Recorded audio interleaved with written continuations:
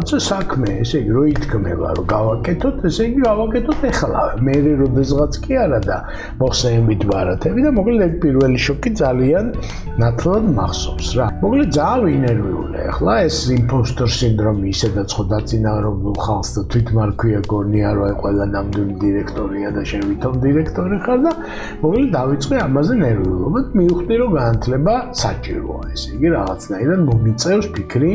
განათლების გაგრძელებას და შენ თუ გინდა გახდე მენეჯერი, ფინანსები უნდა იცოდე, გადასახადები უნდა იცოდე, არ გამოვა ეგრე რა, ნახევრად მენეჯერი ვერაფრით ვერ იქნები და ყველა სტარტაპს თავისი ნაცნობები, თავისი მეგობრები აი ეს თითოეული სტარტაპიდან ეგისიც მოყვება ეგ აქტივი ავტომატურად. შემდეგი სერია, ესე იგი, ჩემი სტარტაპების, მოკლედ უკავშირდება ეროვნული ბანკიდან წამოვედი, გადავწყვიტე რომ წამოვსულიყავი, მივიღე წინადადება კერძო სტრუქტურიდან ინტელექტ ბანკმა შემომთავაზა სამსახური, კარგი ხელფასით. ეროვნულ ბანკში ეს პროექტები უკვე დასრულებული იყო დიდწილად, ეს უცხოელები წამოსულები და რაღაცა უფრო დასტაბილურებული, აი უფრო სახელმწიფო მოხელე უნდა გავმხდარიყავი და მაგისიის დიდქოს არ მქონდა და ზუსტად დაემთხვა ეს მომენტი, რომ შემომთავაზეს ეს სამსახური. რაღაცა ვალდებულებები მქონდა ეროვნულ ბანკთან ის ამერიკაში რომ გამოგზავნეს და რაღაც პერიოდი ვერ წამოვიდოდი და მოვიხადე ის ვალდებულება და როცა დასრულდა ეს ჩემი ვალდებულება წავედი ინტელექტ ბანკში და ეხა პირველი მაგ სტარტაპის ესე იგი მნიშვნელოვანი გაკვეთილი მოკლედ IT დეპარტამენტი ჩავიბარე და პირველი რაც აღმოვაჩინე აი პირველივე დღეს რომ ძალიან ვიწროძის ეს IT დეპარტამენტის ხალხი რა რომ მაჩვენე სადაც ხედან და ძალიან სივიწროვეა რა და ჩემთვის ვიფიქრე რომ ესე იგი ოთახი დამატებითი ოთახი არ გვაწმენდა რა. იმ წუთას კი არ მჭირდება, ანუ პერსპექტივაში რა, მაგრამ ეხა ეროვნულ ბანკში ისეთი ბიუროკრატია იყო, რომ ოთახი რო გჭირდებოდეს 2 წელი მოგიწევდა, ესე იგი მოხსენებით ბარათების წერა, რომ დამატებითი ოთახი მოგეცა. და ამიტომ გავითვალისწინე ეს ჩემი ეროვნული ბანკის სიბრძნე და ჩემ უფროს პირველივე შეხვედრაზე გენერალურ დირექტორს რო ექვემდებარებოდი თუ არა მოადგილეს რო ექვემდებარებოდი და უთხარი რომ რა გჭირდება რაღაცა მე უთხარი ოთახი მჭირდება თქო და აი ეს რო უთხარი ესე ვიჯექი და ადგა ეს კაცი ესე იგი და წამოდიო რა და სადმე მეთქი და წავიყვანა და აი ოთახებს მათვალიერებინებს რა და მე შოქში ვარ იმიტომ რომ ეხლა რაში გამოვიყენო ეს ოთახი აზრზე რა ვარ და მე მინდა მე როდესღაც რა და ერთი ეს პირველივე დღის გაკვეთილია რომ აქ სხვანაირად არის რაღაცა საქმე ესე იგი რო ითქმება რომ გავაკეთოთ ესე იგი გავაკეთოთ ეხლავე მე როდესღაც კი არა და მოხსენებით ბარათები და მოკლედ ეგ პირველი შოკი ძალიან ნათლად მახსოვს რა რომ და ძალიან მეუხერხულა რომ ეხლა ვინ უნდა დამესვა იმ ოთახში ხალხი არ მყავდა ჯერ რაღაცა და მოკლედ მე რაღაცნაირად აუხსენი ამ ადამიანს რომ მოდი შემეთქი რა მე მეგონა რომ გაიწელებოდა ეს პროცესი და დღეს იმიტომ გითხარი რომ მე 3 თვის მერე მინდა და მოკვდა სიცილით ესე იგი და თქვა რომ 3 თვის მერე მითხარია და იმავე დღეს მოგიგვარებო მაგ საკითხსო და ეგ ძალიან მომწონდა რა ანუ ეხლა თუ ამბობენ რომ კერძო სტრუქტურაში უფრო სწრაფად გვარდება და ოპერატიულად რაღაცეები გაცილებით ვიდრე სახელმწიფო სექტორში და მოკლედ ამას აი პირველივე დღეს შევეჩეხე ასე ვთქვათ რა ხო მეორე მხრივ პირველად რასაც შევეჩეხე ძალიან მნიშვნელოვან გაკვეთილს ასე ვთქვათ მაგ სერიიდან მაგ სტარტაპიდან რაც ვისწავლე ეს იყო customer რა კლიენტი იმიტომ რომ ეროვნული ბანკის შემთხვევაში აი შეიძლება თქვა რომ ეს ბანკები იყვნენ ჩვენი customer-ები მაგრამ ის სახელმწიფო სექტორი რო არის და მარეგულირებელი რაღაცა მაინც რაღაცა თავი კიტრი გონია და იქიდან ეყურება მანამდე კომპიში მუშაობდი კომპის პირდაპირ customer-ი მე შეხება არ მქონია ახ პროგრამისტი ვიყავი და ეს პირველად მოკლედ ვიჯექი რკინიგზელთა სახლი რო არის იქ იყო ეს ინტელექტ ბანკი და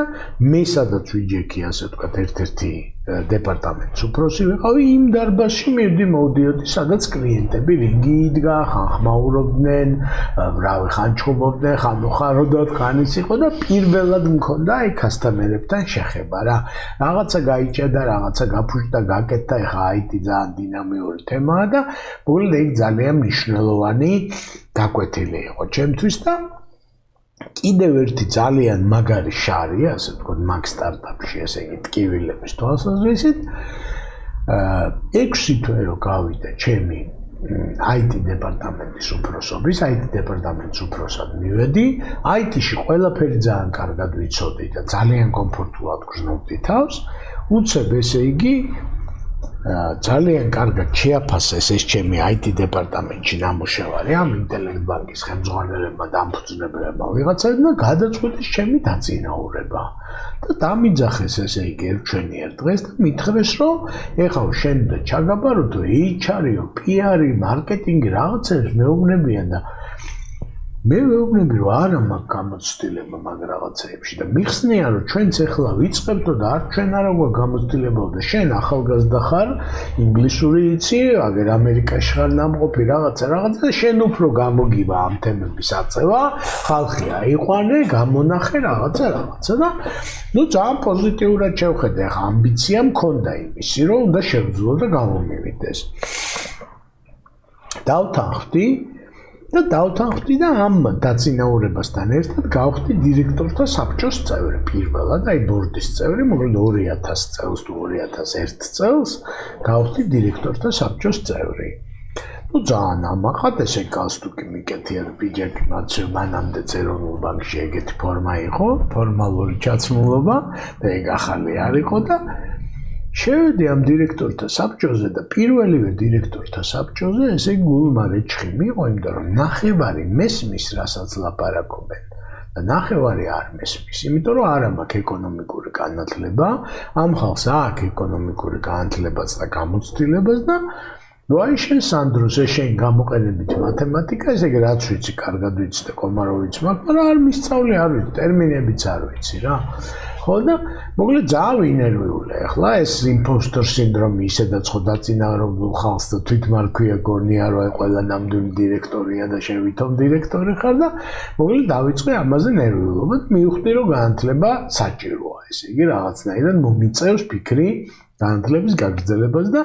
ძალიან გამიმართლა იქ ჩემთან ერთად მუშაობდა ჩემი მეგობარი ავტოწერეთელი და ავტოს ჰქონდა ISM-ი დამთავრებული და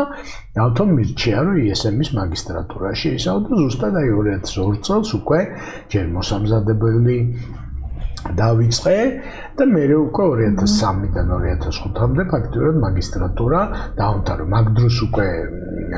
ინტელექტ ბანკში აღარ მუშაობდი, მაგრამ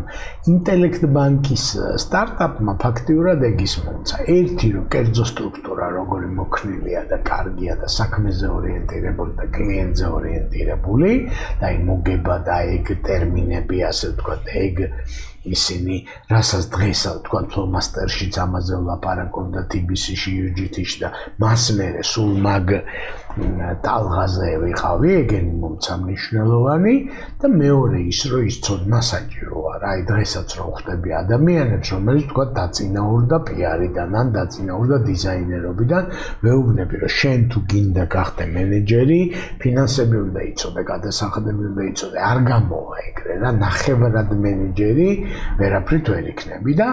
მოკლედ მაგ ინტელექტ ბანკის პერიოდმა აი ყველაზე მნიშვნელოვანი გაკვეთილი ეგ მომცა, მიუხედავად იმისა, რომ სულ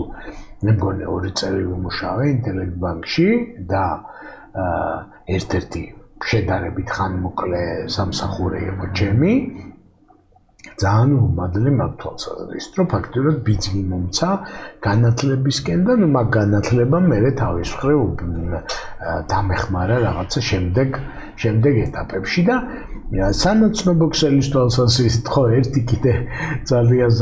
სასაცილო ამას წინათ გავიხსენე, რომ ინტელექტ ბანკი იყო ერთ-ერთი პირველი, რომელსაც ბარათების ვიზა ბარათები და მასტერკარდი დანერგა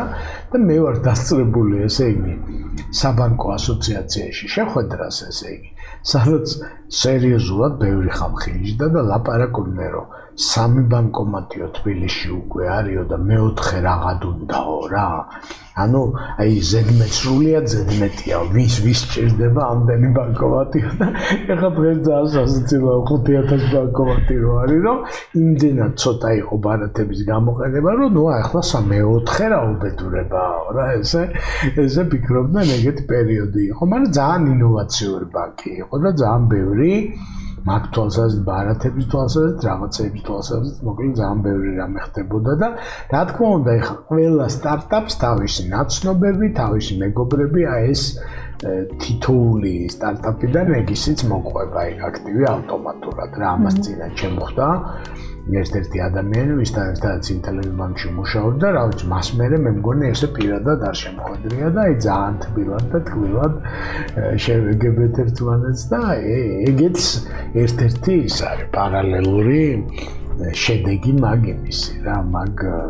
ესეთი მრავალფეროვანი გამოცდილების ეგ არის მოკლედ ჩემი ინტელექტ ბანკური გაკვეთილება